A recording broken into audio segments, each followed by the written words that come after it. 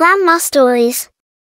ఒకప్పుడు ఒక చిన్న గ్రామంలో ఒక దయగల టోపీ విక్రేత తన తలపై రంగురంగుల క్యాప్ల పెద్ద బుట్టను బ్యాలెన్స్ చేస్తూ మురికి రహదారి వెంట నడిచాడు.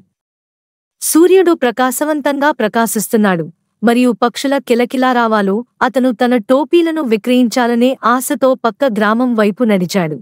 అలసిపోయిన టోపీ విక్రేత పెద్ద నీడ ఉన్న చెట్టును గుర్తించాడు. ఇది విశ్రాంతి తీసుకోవడానికి సరైన ప్రదేశంగా కనిపిస్తోంది అతను అనుకున్నాడు.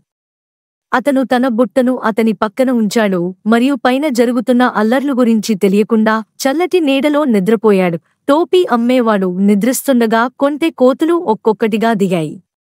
టోపీలు పట్టుకుని తలపై పెట్టుకుని ముసిముసిగా నవ్వుకున్నారు.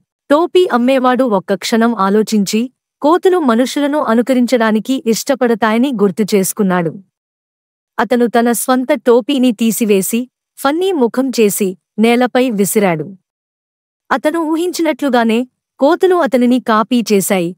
వాటి టోపీలను కూడా కిందకు విసిరివేశాయి. క్యాప్ విక్రేత త్వరగా అన్ని క్యాప్లను సేకరించి వాటిని దుమ్ము దులిపి వాటిని తిరిగి తన బుట్టలో ఉంచాడు. ఒక పెద్ద చిరునవ్వుతో అతను త్వరగా ఆలోచించినందుకు కృతజ్ఞతతో తన ప్రయాణాన్ని కొనసాగించాడు. సరదాగా ఆట ఆడినందుకు సంతోషిస్తూ కోతులు చప్పట్లు కొట్టి ఆనందించాయి.